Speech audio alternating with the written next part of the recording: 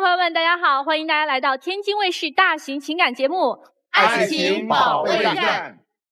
登录微信，搜索我们“爱情保卫战”官微视频号，每天晚上8点呢到10点，我们会开通直播，我们的情感导师都会在线帮您答疑解惑，欢迎大家和我们连麦。那接下来呢，让我们掌声欢迎今天来到节目当中求助的2组嘉宾登场，欢迎他们。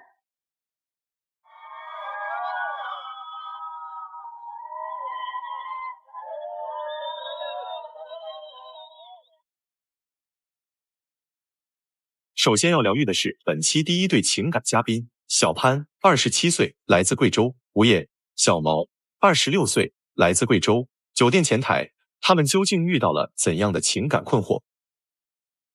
你来参加节目的诉求是什么？我真不想跟他在一起了，他一点都不上进，找工作眼高手低，天天就知道吃软饭，难道要我养他一辈子吗？我是因为事业处于低谷期才打不起精神工作。但我已经在慢慢改变了，他就不能理解一下我吗？他不仅不上进，还经常在外面沾花惹草的，家务也不做，连情绪价值都不能提供给我。你说我跟他在一起到底图什么啊？他太夸大其词了，我承认这段时间我确实有一点颓废，但我会改的，希望他再给我一点时间。今儿是奔着分手来的是吧？不是，肯定是想别着急，我们问姑娘呢，是奔着分手来的哈。对，来，接下来咱先说吃软饭的事儿，这对于一个男生来说，哎，对于男人们来说啊，是吧？各位老师们，你看我干嘛？你这没，我就说，我们个个上进。哎，吃软饭这3个字是不是对男士同胞最大的侮辱？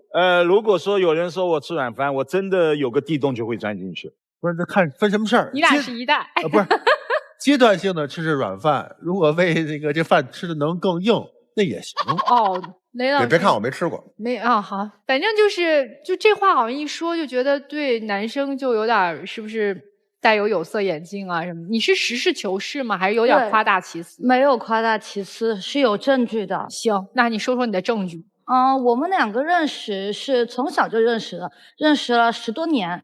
从小是属于青梅竹马那种哟，对，然后我们还拜过把子，家里面爸妈都认识，对，我们2个拜过把子的哦。然后就是说要做一辈子的好兄妹这样的。后面我爸爸呢在重庆买了一套房子，就方便我以后就业用。然后我就跟他说，我说要不然我们2个一起去重庆发展，这样的话就可以省下一笔房租他就答应了，我们2个就一起到了那个重庆那边。然后到重庆那边之后呢，我们就开始找工作，我会给他介绍很多工作，但是他就是看不起那些工作，他不愿意去，但是他自己也找不到工作，你知道我怎么办？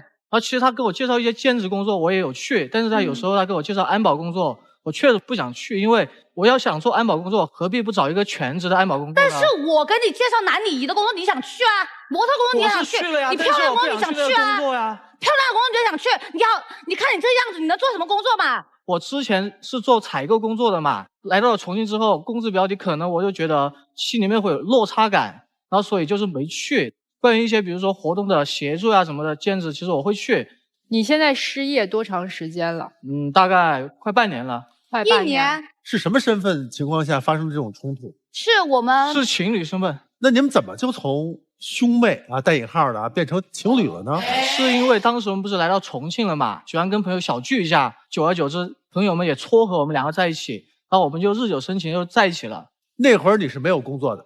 对，那时候刚来重庆。那你介绍他一次都没去过吗？他只去漂亮工作，就比如说礼仪模特他这些他就愿意去。一旦牵扯到什么安保啊，或者打杂呀，他就打杂的我会去的，好吧？你去了可以什么时候去了吧？早上6点钟起来，我还有个活动要做，我坐在那换衣服，我看到有个活动兼职，就在我们家楼下，走路最多10分钟。他需要马上去订人嘛，我就跟他说，我说你要不要去？他跟我说什么？哎呀，我昨天喝醉酒了，我不想去。那我为什么就能起来，你就不想去啊？那你又说他不上进，他怎么又不上进了？他每次就答应，他说我这个月再找不到，或者是我在多久之内找不到的话，我就去跑滴滴，我去送外卖。我当时就觉得他可能有这个心了，我也心疼他。我说行，那我给你时间。结果一而再再而三，一直到现在快1年了，他滴滴也没去跑啊，工作也没找到啊。那你去啊，你现在去跑个滴滴啊。因为当时我们刚来重庆，我是事业处于一个低谷期的状态，因为当时我在老家那边是跟朋友一起开了个公司，然后后面因为我自己的个人原因我退股了，然后退股了之后钱也没有拿到现在他还没给我，然后我自己处于一个事业低谷期，就是比较颓废嘛，没有精神去工作，找到的工作都是电销呀这一块的，我自己也去上了几天班，然后确实觉得不太适合我就没有去。那你不工作的这小1年的时间里面，花啥、吃啥、喝啥？软饭男啊，吃我的呀。不能这样说吧，我们两个在一起，我也有花钱，他也有花钱，我觉得我们俩是一人一半的。你花钱，你哪里有钱花？你最多就是你哪来的钱花？我问你。我父母知道现在我是那个不仅软饭还啃老，你看他这说了嘛，父母。我父母知道我现在是属于一个事业低谷期嘛，有时候会接济我一点，而且他说我吃软饭，我觉得我并没有吃软饭，他就是在家里面买了点泡面，然后买点小零食在家里面，然后就说我天天吃他的穿他的。你在重庆住的房子？对，在重庆住的房子是他的。老师，我想说一句，我们在重庆住的房子虽然没有房租，但是有水电，这个开支他都需要求我跟他 AA。行，所以这就是你的综上所述，就想说自己男朋友不上进。吃软饭，然后还有，他就没有找过一次工作。但是兼职偶尔我也会去兼职的呀。就比如说有一次我进厂工作了7天，快过年了嘛，然后想拿一笔钱回家，所以我就进厂去兼职了7天。想回家的时候有一笔钱嘛，不能让父母总觉得我在外面这样不好那样不好。他当时进那个厂工作1个星期就赚了1000多块钱，然后我们不是车费花了700多块钱，他身上没有多少钱了。然后当天他跟我说他要去打麻将，我说你不要去打，不要去打。然后他不听我的，他去打了。当天冲大头，去打肿脸充胖子，去请人家吃饭，请人家喝酒。我不知道他都没有钱了，还去请人家这些干嘛？因为当时就是我们过年嘛，回到家里面，然后有很多玩得好的兄弟，我们1年就见1次面。然后呢，当时就说小聚一下，然后打打麻将，然后吃吃饭什么的。钱哪来的？他问我借的钱，但是我的钱全部转给你了呀。转给我？你好意思说为什么转给我吗？你自己好意思说呀？你为什么把那个钱转给我？怎么回事？怎么回事？他那个钱是他跟他前女友勾搭在一起。什么叫做跟前女友勾搭在一起？那不叫勾搭呀！那天晚上我们也是喝酒了，我把他送回到家里面，他瘫在沙发上，他没有意识，我就去看他的手机，我发现他前女友把他加了，我就问他，我说你起来，然后他说怎么啦？我说你是不是跟你前女友加了微信？他当时就很冷静的跟我说一句是，然后我就说为什么要加？他就开始装醉了，他就不说话。那你还好意思说你拿大冬天拿冷水泼我？是这样的，当时我前女友加我微信，她是想问我前姐夫是不是叫什么名字，然后现在变成他的现姐夫了，那这样的问是不是同一个人，需要加个好友来说吗？然后我没跟他说的原因，其实当时他加我的时候，我想跟他说的，但是我发现他在某个社交平台上面照片是跟他前男友很亲密的照片。是啊，我就是有啊，我给你看的呀。所以我很生气，我跟他赌气，我也没跟他说。他这个跟前女友再加回来。除了说完这件事儿，也没有其他的勾搭，对不对？确实没有，所以但是我心里面会有一个梗，我当时就说了，要不你给我一个解决的方案，让我以后想到这件事情之后我不生气，那我们这件事情就算了；要不我们两个就分手。他又不愿意分手，我说那你的那个安全感又给不了我，情绪价值给不了我，那你给我点金钱价值。但是他没钱，他叫我给他1万块钱，我说现在我没这么多钱，我说我分期给你。厉害，哎。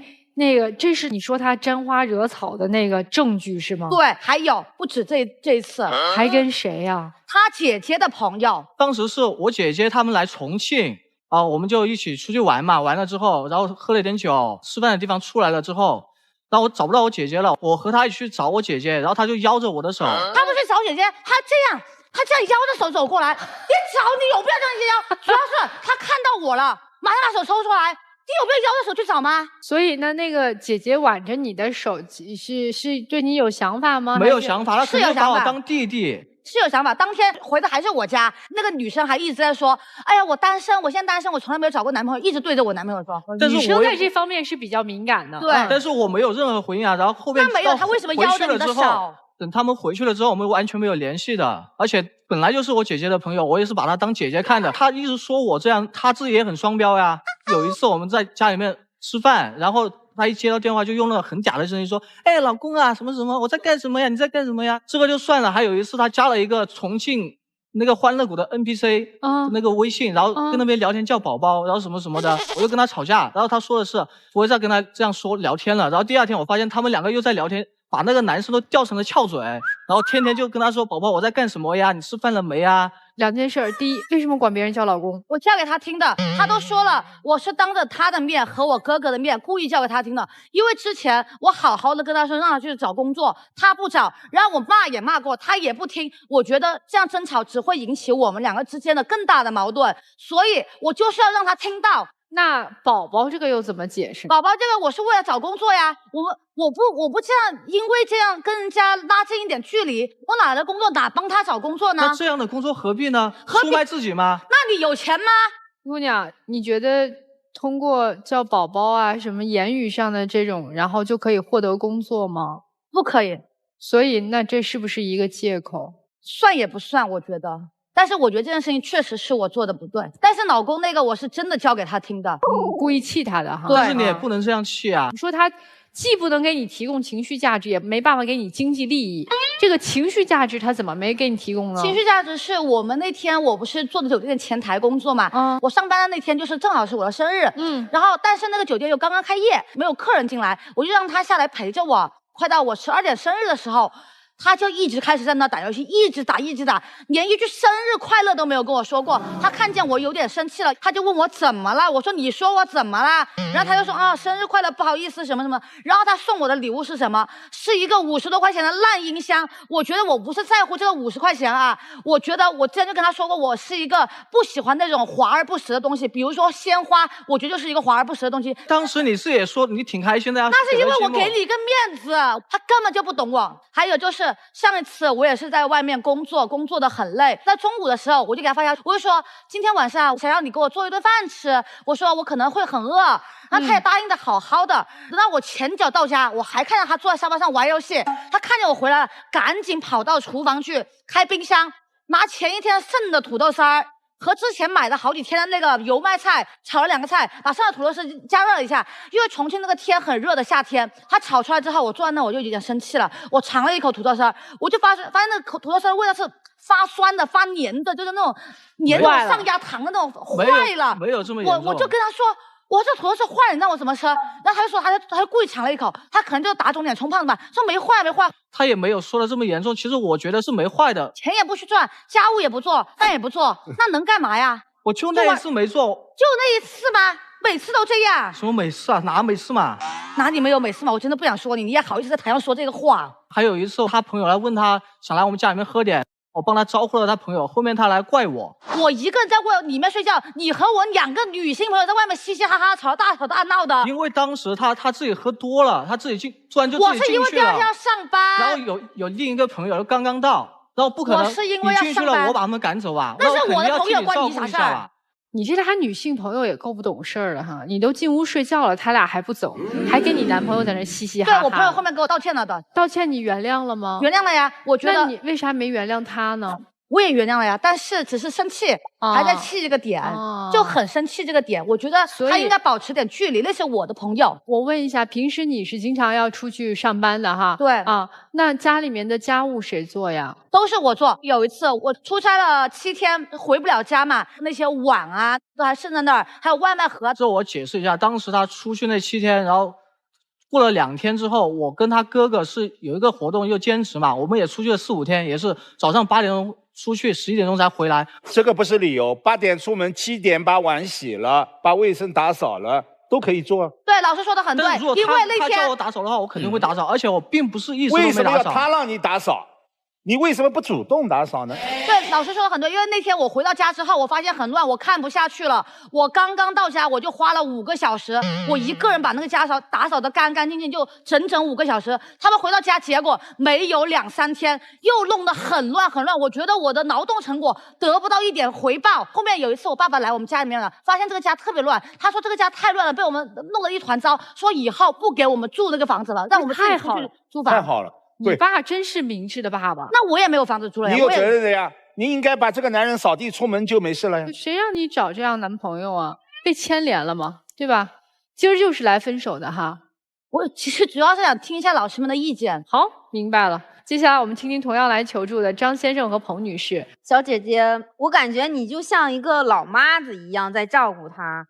从上到下，方方面面的工作都要你去给他找，完了你给他找了工作，他还不去，还得挑挑拣拣，高不成低不就。我感觉这样是不行的。你首先你给他撵出去吧，让他自己去独立去。你爸给你买的房子，你自己凭什么不住啊？你自己你得住，让他出去。他自己出去之后，他没有经济支撑了，他就得想着我吃饭我得挣钱去啊，这样他才能好起来。其实吧，我觉得站在男方的角度想，我觉得他现在还年轻，他应该是把自己的这个工作方向转变一下，是不是可以去学点别的，或者说我在其他领域上拓宽一下，也许对他以后的生活或者对他这些个感情会有帮助。哎，这是一个好的建议啊！来，接下来我们听听各位老师们怎么说。我们男人是这个世界上最要面子的动物。是。等到一个27岁的男人被自己的女朋友这么吼、这么骂、这么数落，还被称为软饭男、啃老男，而且当着你的面称别的男人老公，情何以堪？你的自尊是被自己糟蹋完的。我们男人确实人生当中会碰到人生的低谷、事业的低谷。人出现低谷并不可怕，可怕的是连挣扎的勇气都没有。我们男人的价值和未来就要看这个男人在自己出现低谷的时候如何做人做事。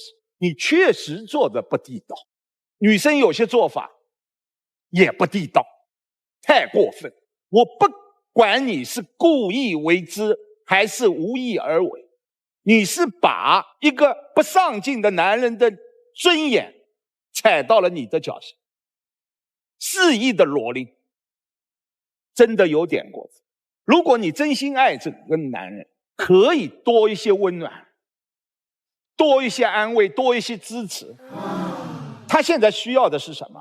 抱团取暖，同舟共济。你现在是不停的往颓废的路在逼他，在推他，因为他现在对这一切已经麻木了。如果今天换了我站在这里，我转头就走，这段恋爱不谈了，我一定自己去努力，我不需要你下架，哪一天我就让你高攀。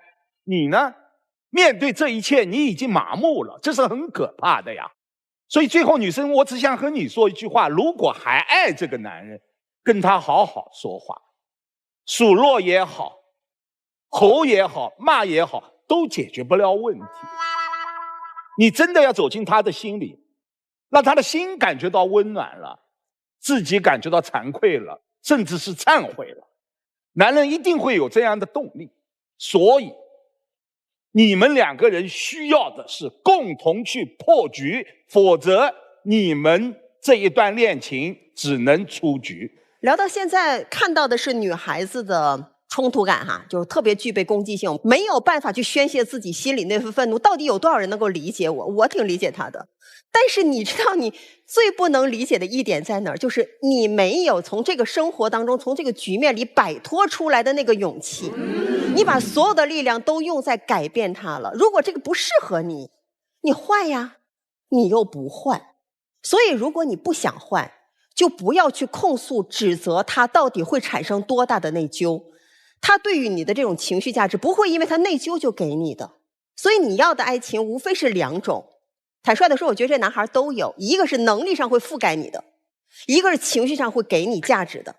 在他没有事业之前，我觉得你们俩能从兄弟变成恋人，别说别人在一起给你们撮合，你一定在心里是有认同的。所以这两点他都有，但是现在没有了。那你看一看啊，一个是他没有遇到了事业上可以腾飞的机会，他现在正如他所讲到的，遇到了一个事业的低谷，还有一个情绪上不给你价值。不给价值有两种情况，一种是他没能力给你，很显然不是；还有能力是不想给你。姑娘，你觉得他是不想给你，还是没能力给你？没能力。没能力，你当初选择他。他也不想，没能力也不想，也不想。对，就曾经能力可能没有你想象的那么高，但是至少现在连想都不想了。对。所以你看呀，就是造成现在这种沟通的困境。你要了他不给，你使劲要他还不给，你再要的狠一点，干脆躲了。那到底你们两人之间是在共同面对问题、解决问题，还是说在用情绪制造出了更多的矛盾？所以你要分清楚，问题和矛盾这是两个不同的领域。你要把这事儿分清了，我觉得现在这个困境一起是可以闯过来的。你找他的时候，他是不是就是失业的状态啊？对，这不就完了吗？可是那个时候我也是失业的状态呀。但是你找他的时候，你就知道他是失业的状态，你怎么能预判他的未来跟你一样呢？但是我觉得他应该努力呀。用1年的时间向你印证了，我觉得是错的。你选择的就是这样一个人，选择了之后你后悔了，你要把他打造成你心中你认为你觉得的那个样子。对不起，他就是这样，你改变不了他，你喊破喉咙都没有用，最后只能把自己变成泼妇。你是有工作，你是在兼职，想着办法的赚钱，可是并不代表你上进。你只是相较于他来说，知道我要赚钱养活自己。他今天的颓废和今天的躺平，你给他创造了极丰富的沃土。为什么？你听听你们2个人刚才的表述，大部分的时间在家就是喝酒。所以我说你不上进，你是假努力，他是真不上进。所以你俩挺般配的，开心的时候一块儿喝酒。他陪你一起喝酒的时候，你怎么不骂他？你有什么资格喝酒啊？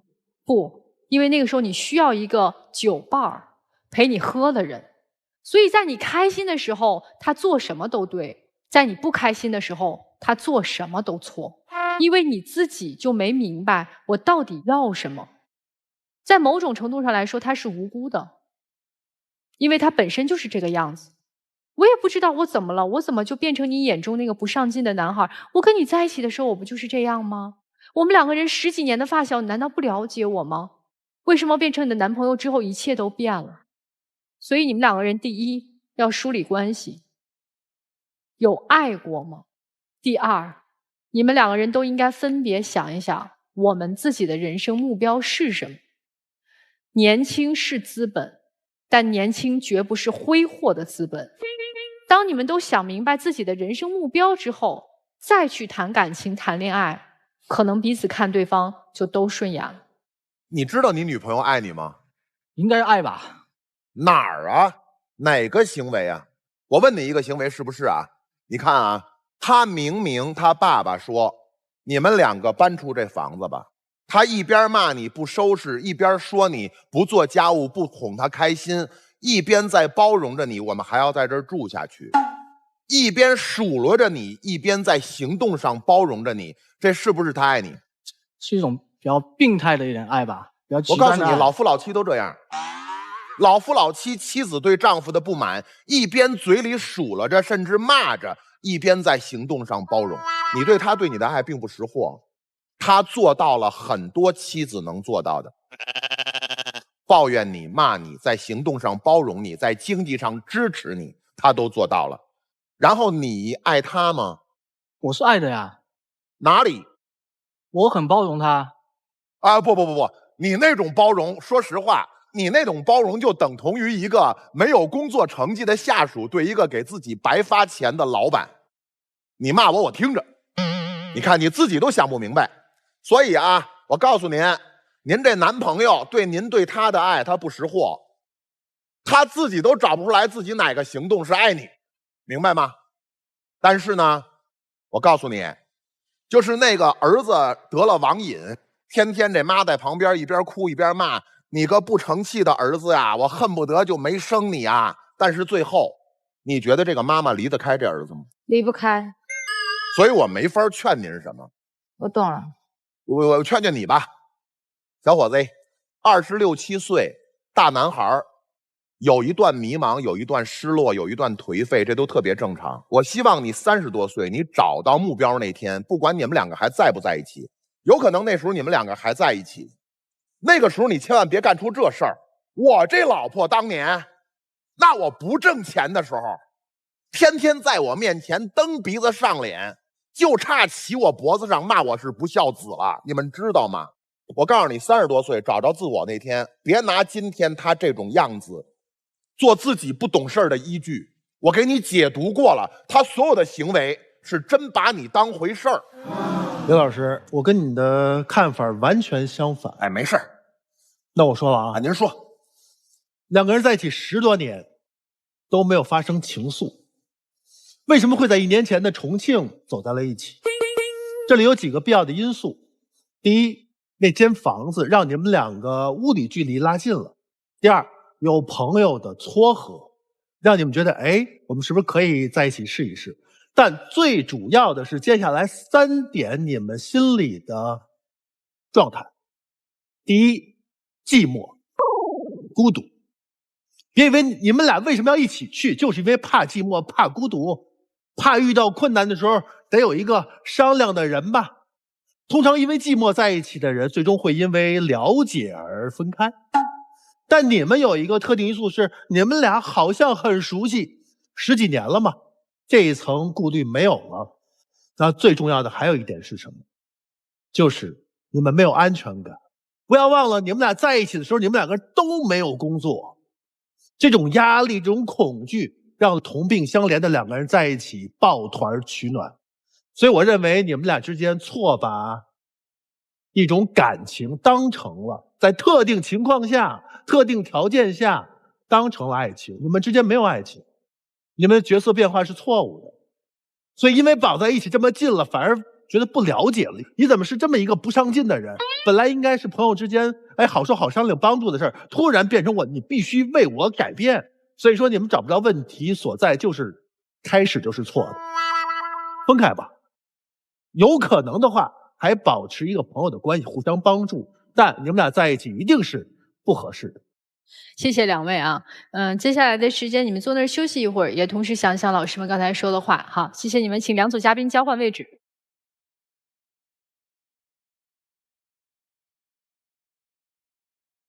本期第2对情感嘉宾张先生，45岁，来自北京；个体彭女士，35岁，来自山东。公司职员。那么他们又遇到了怎样的情感困惑？你觉得你们的婚姻出现了什么问题？他经常玩消失，家里需要他的时候他不在就算了，打电话联系不到他的人，不知道他到底在干什么。我在工作呀，我能干什么？他都知道我在忙，还总是电话轰炸我，我觉得他就是不理解我。他一回北京就放飞自我，心里完全没这个家。他当初说好的是全家搬去烟台，现在根本不是这么回事儿。我觉得他就是个骗子。这个我得先搞明白几件事儿啊。第一个，你们2个人是夫妻关系，对吧？对。怎么会说一个北京一个青岛，最后选择在烟台去生活呢？就我俩当时认识的时候嘛，我当时是因为刚离婚不多长时间，然后心情不太好。然后我去海边散步，冬天嘛去散步的，然后天很冷，在同一个店铺一起避风，然后就认识了他家的我，然后一来二去的聊，然后就觉得他对我产生了好感。但是我刚离婚，我那会儿心情不好，然后我不想这么快进入感情。我刚离婚，我还带一个孩子，然后他也没结过婚。我说你好好考虑考虑，再给我回答。结果他第2天他就说他不介意，然后他还会说好好就是对待我的孩子。我呢当时是想跟我爱人呢搞好关系呢，他正好也提出这个要求。我说呢，那咱们就先和孩子相处试试。然后我们呢就是相约了时间呢，把孩子一起带到海边来玩。然后我呢就给他孩子买了一些吃的呀，买的玩的。孩子多大呀？当时现在9岁，当时是4、5岁。我呢其实想跟孩子搞好关系呢，好向他提出求婚。然后其实一来二去呢，我觉得孩子呢跟我关系也不错了，然后我就向他提出求婚，他就同意。然后我在青岛，他在北京。我和孩子一有时间呢，我就去北京找他。然后他有时间，他来找我。然后我们共同有时间的时候，就去外地城市旅游。这样一来二去的时候，他觉得就是不利于感情的稳定，然后就提出了说，要不咱们去当时认识的那个海边烟台去定居吧，咱们在那儿租个房子，然后以后有点什么收入了，然后买个房子，白天呢上小区去遛弯看花赏景，然后晚上呢去海边散步看落日，周六周日呢还可以搭帐篷，然后又是烧烤又是野营还是赶海，所以我很期待。然后我就是为了这个想法，为了这个提议，我就努力，我就把工作辞掉了，给孩子办了转学，然后也租了房子，然后就开始慢慢的生活，然后我们也顺理成章的领了证了。领了证之后，我发现他大变样，根本就不是这样。他变啥样了？经常以工作交接为由，这个月和我们住烟台，然后下个月他就回北京了。所以他现在相当于是在烟台住一段时间，回北京住一段时间。对。他住在烟台的时间长吗？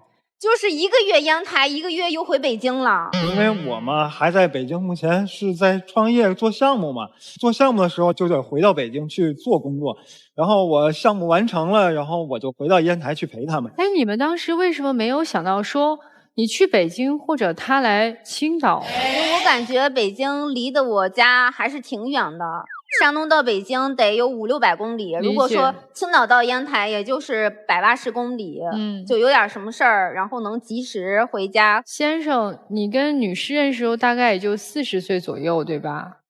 为什么一直都没结婚呢？就是一直没有碰到什么合适的。我是一个内向型的人，我觉得他比较外向，就是他那个外向的气质吸引了我。您方便说一下您上一段婚姻为什么结束吗？受到什么大的伤害了？我上段婚姻就是我们2个的性格不太合，然后就是都属于有点就是谁都做主意的感觉，一直争吵不下，然后就导致感情破裂，然后就被迫分开了。你刚才说到，你说他这个在烟台的这个1个月的时间还好，但只要一回到北京就玩消失。是，这咋回事啊？他这不是往返北京需要开8-9个小时吗？然后走之前我跟他说，你到了北京一定得给我打电话，因为我一直担心他的安危。结果人家答应的好好的，说行，我到了之后我立马给你打电话。结果第2天他才告诉我说他到了安全。等我到家的时候都已经很晚了，就是精神上已经都是精疲力尽的了，然后就想赶紧睡觉了。就是在这样的状况下，给自己的妻子报个平安的时间都没有。对，就是我到了这2-3秒的时间，发个短信你都做不到吗？所以他这个一回北京，是不是你会经常找不到他的人？经常找不到，我一遇到急事我就找不到他，我很着急。我们刚开始搬到烟台的时候，有一次他又回去了。大冬天的那么冷，我就是下楼倒个垃圾，然后我一转身，那个风库嚓一下把门关上了。我一回头一看，这手机和钥匙都没拿，我咋办呢？我心里特别着急。当时想到的就是他，然后我说我赶快我先联系上他吧，我就上小区去找，想接个电话，我想接个电话打给他，结果我转了好长时间，我就去河边，好不容易找到一个大爷，然后我跟大爷接电话，然后给他打电话，打了1遍他没接，2遍他也没接，然后等了10多分钟之后他还是没接。人家大爷着急，天又冷还遛狗，然后狗要着急回去。我说行，我说先回去吧，我回去等等看看。我真是一点办法都没有，我当时就我自己，我把孩子送去上学了，好不容易等到一个打扫卫生的阿姨，然后阿姨过来说问我怎么了，然后我说我想接个电话打给我老公，她说行，那接给你吧。然后我打电话他又没接，阿姨说你去找物业吧。然后我也找物业也给我开了锁，开了锁之后我回到家之后，我坐在换鞋凳上，我心情我久久不能平复。是这样的，我当时吧是在接一个项目，然后正好跟同事在外边做项目的时候呢，这手机落在车上就没带。我有急事我就找不到你呀。你这生活能力也太差了！我天呐，这么简单一件事，整的好像这地球要爆炸了似的。哎呦，你一哭，我以为怎么了呢？你不就是要是谁家都会发生这样的问题，就很冷静，一摸兜钥匙没有，手机没有，马上掉头找物业，找开锁公司备案就好了。开开门之后，你就闭嘴吧，你还有理了。所以确实就是，如果说我在正常的熟悉的环境，我确实是大脑会冷静会思考的，但是刚到一个陌生的环境，当时的一瞬间我大脑确实很空白。所以这个只能说明你自己生活能力弱啊。接下来继续说吧，就是你觉得他在北京就是老这种找不着人，你有没有觉得这人在北京干嘛呢呀？他找不到人，我不是说我所有事儿我都给他打电话，因为时间长了之后我也知道他烦，但是这件事我实在是太伤心了。就是那一年，就是要到冬天了之后，流感大爆发嘛，几乎我身边孩子同学的七七八八的家长们他们都中招了，然后我那会儿发着低烧，我还抱着孩子，然后楼上楼下的跑，然后又挂号，孩子当时都烧得昏昏迷迷了。昏迷了之后我叫他，然后人家叫我说那个谁谁谁的家长该抽血扎针了，然后一到抽血的时候他就不听话，我还得摁着他，然后人家也没有人帮我摁。哎，我也想在你身边呀，这不是当初这不流感大爆发嘛？其实我呢，我父母也病了，当初正好还赶上我爸那个病还比较严重，那我还得陪床，我还没带电话。当时我赶紧把我父亲的事情办完了之后，才发觉，哎，他还给我打了电话，我赶紧给他回。你是做什么工作的？方便说吗？就什么工作？那手机不用带手机呢？我们就是做客服的。因为我们是做一个净水项目，然后老是客户给我们打电话的时候，我们得给人及时沟通这件事。对，你客户给你打哪个电话？你这电话不带？我们有一个工作电话，一个家庭的。工作电话是手机吗？工作电话是手机，对。他有4、5个电话号码呢，私人的电话就有2个。您那么多个号码，要应付多少人呢？不是，我还有是因为有的时候到异地了，我觉得那个可能我这人好节省吧，我觉得异地就用其他地区的电话号码。现在没有了，现在没有了，没有漫游。大哥，您真的太高深莫测了。现在咱全国的话费都是一样的。对呀，没有漫游了。我就感觉他婚前婚后就不一样嘛。他在北京有没有什么事情让你值得怀疑？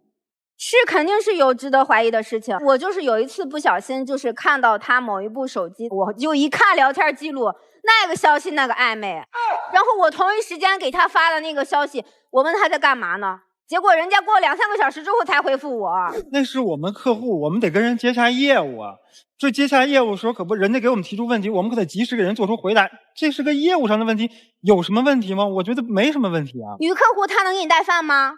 女客户给你带饭，你是甲方，他是乙方，他是甲方，我们是乙方。他是甲方，你是乙方。对。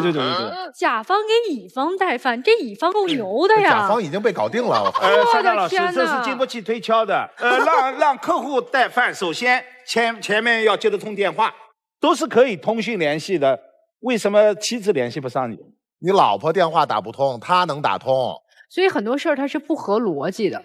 那接下来，你这么长时间，你没有去北京看过他，就比如说他的工作环境啊，工作伙伴呐，是什么样的一个状态吗？看过吗？都看过，因为我们结过婚、登过记了，举行过婚礼了，亲戚朋友全都见到过了。这个事儿就是之前发生的，我就觉得我当时心里不舒服，所以我才说一说。现在因为我让他对接的时候不要和女客户对接，因为他们这些工作几乎都是男性同志，很少有女性同志。但您说的有用吗？您连他的人都找不到，您又在烟台，他又在北京，有用吗？所以我就感觉他就是像在骗我嘛，一回北京就放飞自我。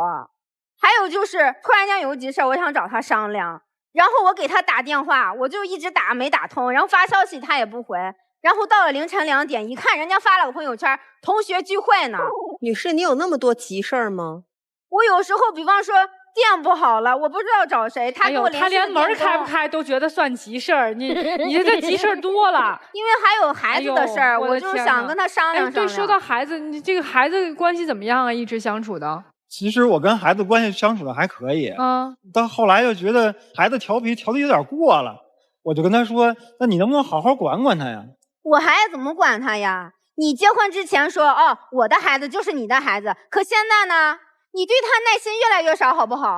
就是有一次我们出去玩，然后天热嘛，孩子就把鞋搭在那个驾驶旁边那个储物柜上，然后就这样晃来晃去的。他可倒好，说你把脚放下来，说行，没听，你脚不要啦，就这么大吼大叫的，把孩子都吓哭了。他原来可不这样了，原来我们刚认识那会儿温声细语，结婚前结婚后态度不一样啊。那肯定不一样啊，对你结婚前结婚后都不一样，对你孩子能一样吗？所以我感觉他就是说以把我骗到手为目的才结婚的，骗到手了之后他就是态度他就大转变，对孩子他也没耐心。哎，我问问先生啊，你对你老婆满意吗？其实我就是觉得，他老说我懒。我说你这懒冤嘛？你看着啊，我每次从北京回来，一进门就是那水池子里都是碗，你说那洗衣机里还都是衣服，你说你能这2、3天都不洗碗，你觉得这怎么能像话吗？这个？那你不是买了洗碗机，不就是为了咱一起放在洗碗机洗的吗？再说那攒一堆衣服，你好不容易回来一趟，不让你干让谁干啊？我好不容易回来一趟，你就为了让我给你干活是吗？那你一走一整个月，这一整个月我里里外外，我上上下下我在这弄，你回来我不使唤你，我使唤谁？如果你不再婚的话，你的生活不也是要由你自己打理吗？因为我父母还会帮我接送孩子。你爸妈是没跟着你来烟台？没有，因为我还有一个弟弟。他的怨气在这儿。还有其他的事儿吗？还有就是我那会儿联系不到他，他不但不安慰我，然后他还站在那个道德的制高点说我不讲理。就是因为什么事儿呢？我们不是养了一个狗嘛，然后我有一天我下楼扔垃圾，顺便遛狗。然后楼下那个阿姨养了一群狗，哭嚓一下上来，把我狗好一通咬。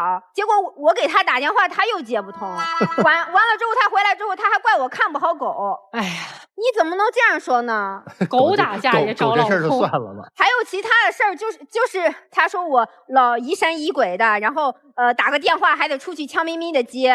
那个其实我偶然发觉的，发现他手机有他跟他前夫的电话。我就是跟人家汇报一下正常的孩子，比方说那会儿感冒了，我前夫问问孩子发烧好了没有，然后买点零食什么的，这样的我还得给你事无巨细的汇报吗？就是我老觉得他吧逼着我去跟他前夫联系，是不是觉得跟着我生活不好，或者说我照顾他照顾的不好，他想有可能会跟我离婚。你害怕？那你认为呢？这2个问题你自问自答一下。我也觉得感情关系不是很牢固，是这个。他就是看到我前夫给我买的一些化妆品，然后零食什么的，他就在这疑神疑鬼的。你前夫现在还给你买化妆品啊？不是，化妆品是我自己买的，是这么回事儿。他出去出差，然后看到一个免税店，然后觉得那个化妆品，然后价格合适，问我要不要。我说行，挺优惠，你给我带一套吧。你前夫是吧？对，我给他转账了呀。所以你说老师，我能不怀疑他吗？我就觉得他这些怀疑都是没必要的。不是，你确实没必要，因为你没有时间和精力和功夫怀疑，你都没时间接电话，你怀疑人家干啥呀？今天您2位来，主要想解决的问题是什么？我就是想问问他这个工作到底什么时候能交接完了？什么时候能交接完？你就想问他什么时候能彻底期限，踏踏实实在烟台过日子，对吧？因为1年、2年还是3年，我不可能无限期的等着吧？我也不能确定，关键是所以现在您没有开始交接是吧？就是没交。我是想这样的，我要攒够那个到烟台的买房的首付的话，多少钱？怎么也得30万吧？多少年？得挣多长时间？30万，我们可能3、5年就够了。你在烟台有没有你的职业规划？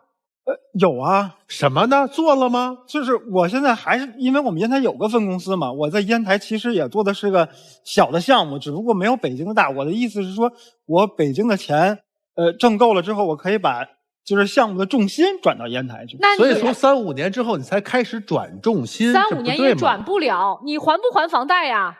那你为了能早还房贷，到时候不借口又来了吗？我为了早点还完房贷，我为了我们有更好的生活，遥遥无期了。你就是一直在北京啊。我这是其实也想尽快和他们在这一起生活呀。那尽快，那你倒是来呀。那事实我们清楚了，事实他说了3、5年，事实就这样了，我们都明白了，就是不知道你明白。哎呦，现在最可怕的就是我们都明白，你不明白。对，接下来咱听听各位老师怎么说啊。作为妻子，耿耿于怀的就是现在的丈夫，婚前说得越好，婚后做得越糟。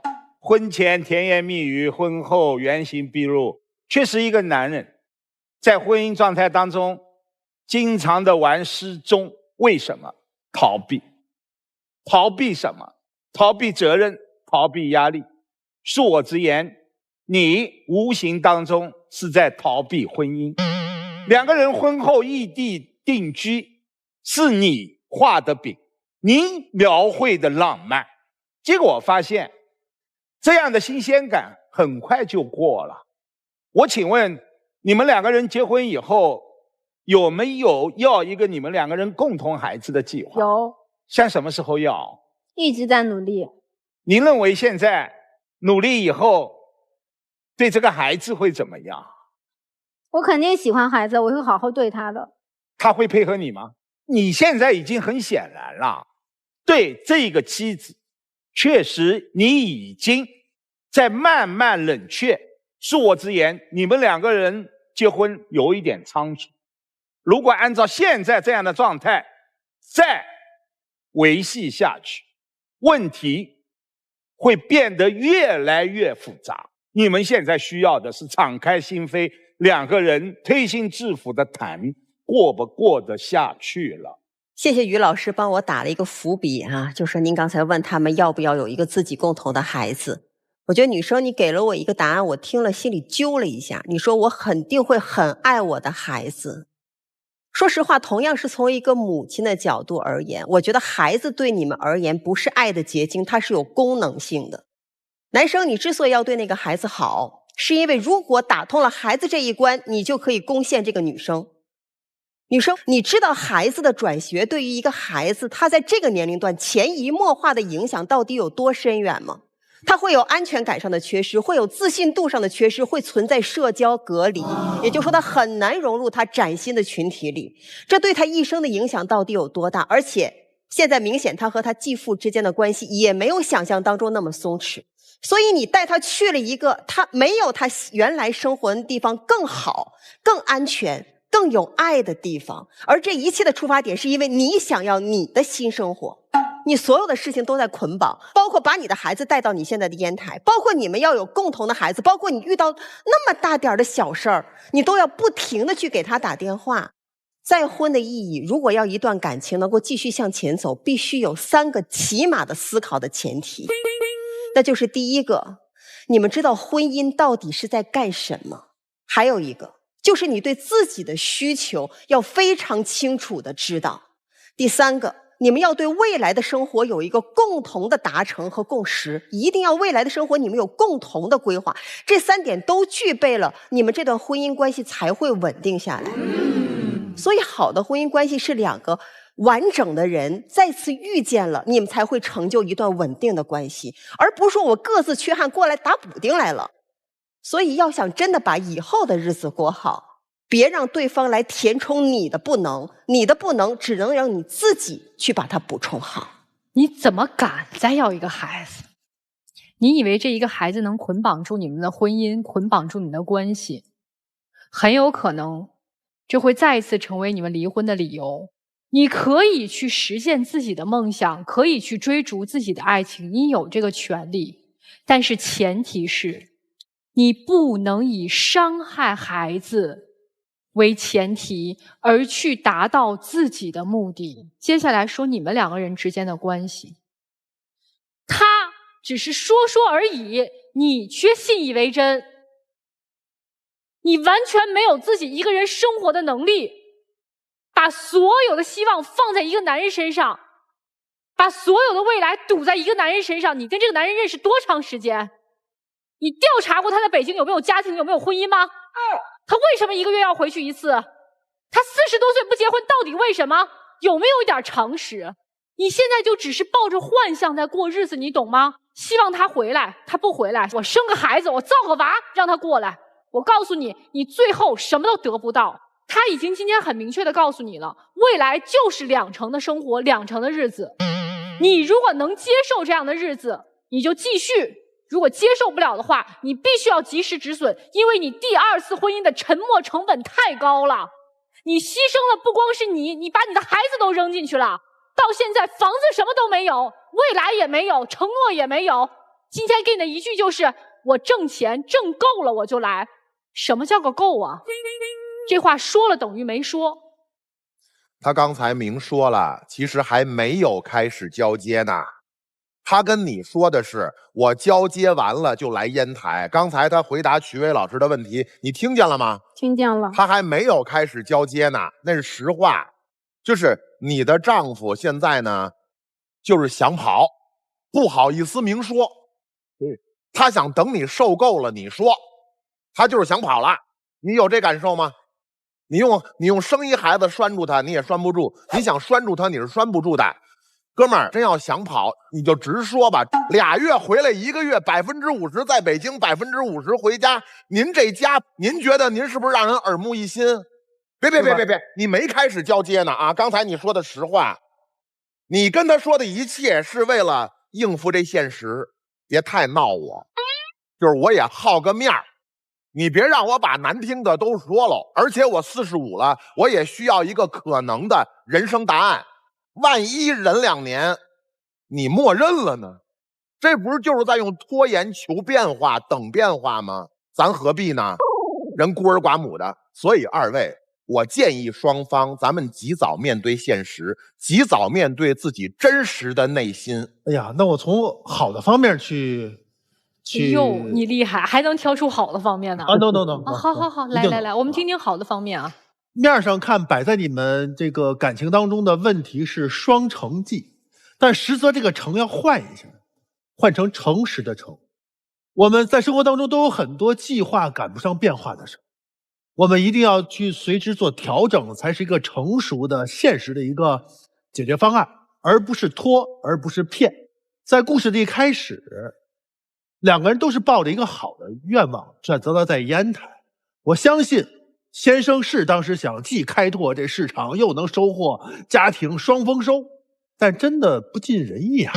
所以咱们更要怎么样，在这件事上咱们坦诚的去面对，真诚的去解决，实诚的去多沟通，然后多回来。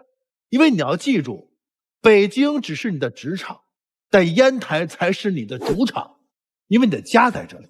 你说的一些话，做的一些事情不符合逻辑，不能自洽。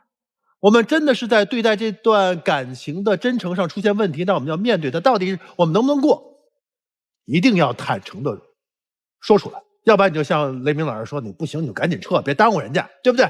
别说还要一起生孩子，那边真正要给你生孩子的。我确实想继续。好的，那咱们要进行一个切实可行的计划，不能打着在北京工作的借口自己变成风筝了，时软时近，忽冷忽热，那哪成啊？我们要把交接或者说把市场的重点放在烟台这件事儿进行下去，同步进行也可以。妻子到烟台是因为他，还是因为孩子和你？说实话，是因为他跟我说以后的婚后生活是我以前一直憧憬的。你不够真诚，你是以他的这句话作为了什么？作为了你要求他的借口。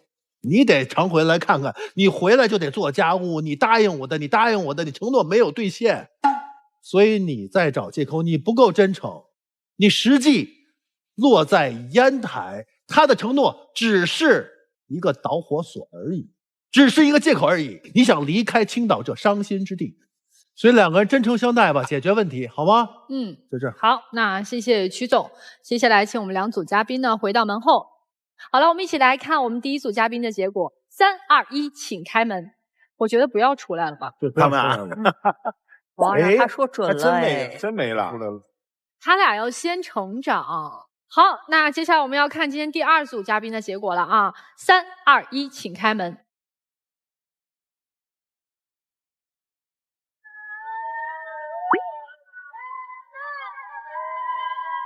有啥要说的不？我们回去得好好沟通一下，然后他说把那边的工作解决完了之后就来。其实我想接受老师的建议，尽快的把工作交接出去，然后把这个生活重点转回烟台。好，美好发生怎能不看？下面让我们一起进入中国广电真情时刻。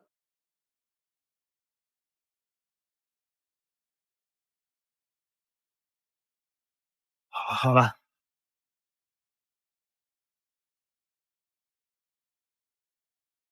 好，谢谢你们2位，祝你们幸福，谢谢。来这边请，谢谢老师，谢谢老师，再见。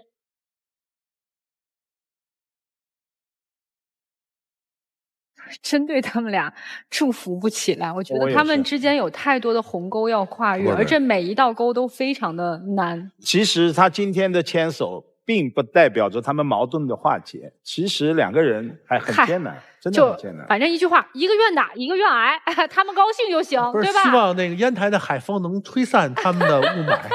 好，这就是我们这一期的爱情保卫战，我们下期再见。